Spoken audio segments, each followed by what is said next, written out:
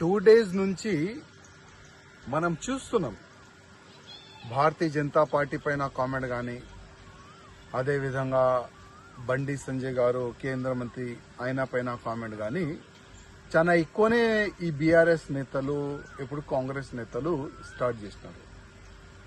Comment ఏ విధంగా చేస్తున్నారంటే, బండి సంజయ్ గారు కొడుకు ఒక తప్పు చేసిండు, అది తప్పు చేసిండా లేదా, ఆల్రెడీ ఎస్ఐటి ఒక ఏర్పాటు చేసినారు.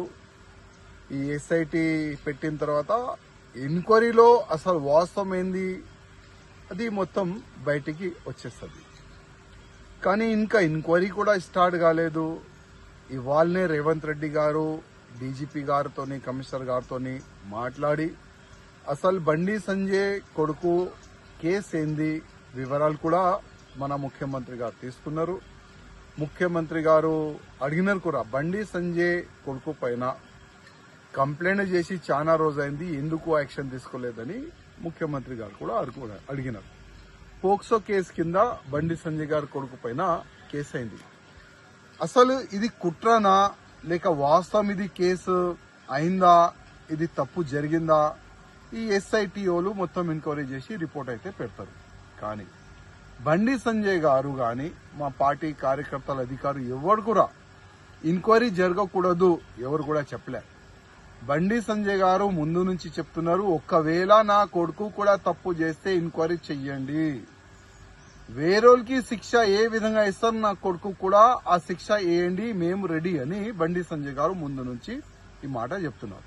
ఈ మాట చెప్పిన తర్వాత కూడా కంటిన్యూగా బీఆర్ఎస్ వాళ్ళు కొంతమంది ఎలక్ట్రానిక్ మీడియాని ఫేవర్ గా తీసుకొని, కొంతమంది యూట్యూబ్ ఛానల్ ని ఫేవర్ గా తీసుకొని చాలా వరకు బీజేపీ పైన అటాకింగ్ చేస్తున్నారు, బండి సంజయ్ గారు పైన అటాకింగ్ చేస్తున్నారు, మా పెద్ద నాయకుల పైన అటాక్ చేస్తున్నారు.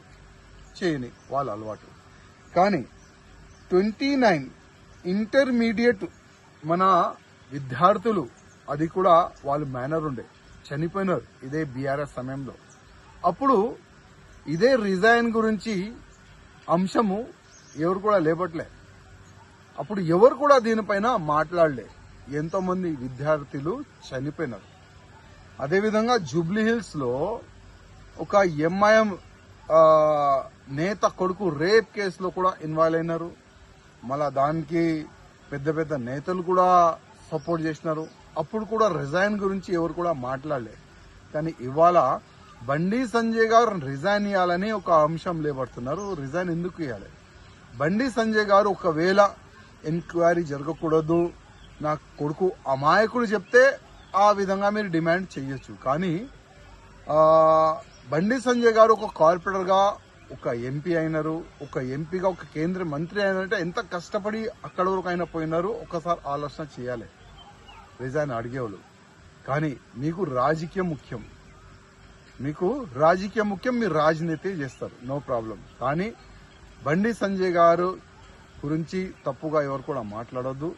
ఎంక్వైరీ జరుగుతుంది, పక్కా ఎంక్వైరీ జరగాలి. ఒకవేళ బండి సంజయ్ గారు కొడుకు తప్పు చేస్తే శిక్ష కూడా తప్పు 100% ఉంటుంది. దానికి బండి సంజయ్ గారు గాని ఏ భారతీయ జనతా పార్టీ నాయకుడు గాని అడ్డు రారు. 100% ఎంక్వైరీ జరుగుతుంది. ఆ ఎంక్వైరీలో ఏమొస్తుంది అది నేను చెప్పలేను. కానీ మా పార్టీ నుంచి క్లియర్ గా ఒక మెసేజ్ ఉంది, ఎవరైనా తప్పు చేస్తే శిక్ష పక్కా ఉంటుంది, అది ఎవరైనా ఉండదు.